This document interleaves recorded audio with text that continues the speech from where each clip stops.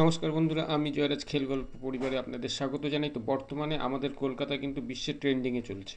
কেন চলছে তার কিন্তু অবশ্যই শ্রেয় যায় আমাদের এই যে কলকাতায় মেসিকে নিয়ে আসার যে উদ্যোক্তা তার। কারণ যে চরম অব্যবস্থা এখানে দেখা গিয়েছে মেসি আসার পর, সারা বিশ্বের মিডিয়া বলুন, স্পেন বলুন, আমেরিকা বলুন, ফ্রান্স বলুন, আর্জেন্টিনা বলুন, সবাই এই আমাদের কলকাতা নিয়ে মেতে উঠেছে। যে মেসি আসার পর আমাদের কলকাতার যুবভারতী, স্বপ্নের যুবভারতী যেটাকে বলা হয়, সেই যুবভারতীর কী অবস্থা হয়েছে, মানে তাকে কলঙ্কিত করতে কোনো ছাড় রাখেনি এই মেসি। বিশ্বের মানে তথা আমাদের সবার একটা ফুটবলের একটা লেজেন্ড বলা হয়, যাকে ভগবান রূপে আখ্যা দেওয়া হয়। সে কলকাতায় এসছে, একটা গর্বের ব্যাপার। আমরা তাকে বরণ করেছি এবং সাধারণ মানুষ যারা প্রচুর মেসি ভক্ত আছে, তারা অধীর আগ্রহে অপেক্ষা করছিল তাকে দূর থেকে, অনেক দূর থেকে হলে এক পলক দেখার।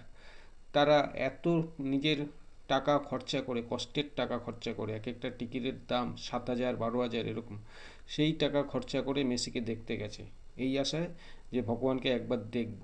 কিন্তু কি হলো, কিছু মুষ্টিমেয় লোক, কিছু ক্ষমতাবান লোক, তারা মেসিকে নিয়ে আসলো নিজস্বী তুলে তাদের পরিবারের সবাইকে নিয়ে। মানে এমন ভাব করলো, এমন হ্যাংলামো করলো, হ্যাংলামোই বলবো, যে তারা মেসিকে এনেছে শুধু তাদের জন্য।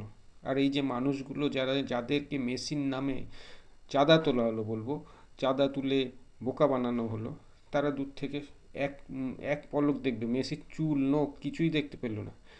মেসিকে ঘিরে তারা সেলফি তুলতেই ব্যস্ত হলো, এবং যার ফলে তাদের মধ্যে একটা চাপা উত্তেজনা আস্তে আস্তে বেড়ে উঠলো এবং ধৈর্য হারাতে শুরু করলো, এবং এর ফলস্বরূপ তারা একটা বিক্ষিপ্ত ঘটনার সম্মুখীন হলো পুরো স্টেডিয়াম, এবং একটা লজ্জার সম্মুখীন হলো আমাদের কলকাতা, আমাদের বাংলাভাষী। আমার পাশের বাড়ির একজন ভাইও 7,000 টাকা খরচা করে মেসিকে দেখতে গিয়ে বলছে, দাদা কি বলবো, পয়সাটা পুরো জলে গেল কিছু মুষ্টিমেয় লোকের কারণে।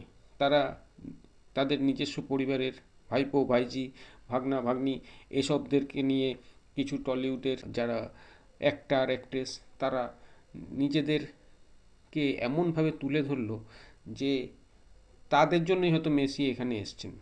এর দায় কে নেবে? আজকে যে মেসি চলে গেল, আর কোনো দিনও আসবে কিনা কোনো ঠিক নেই। এর দায় কে নেবে?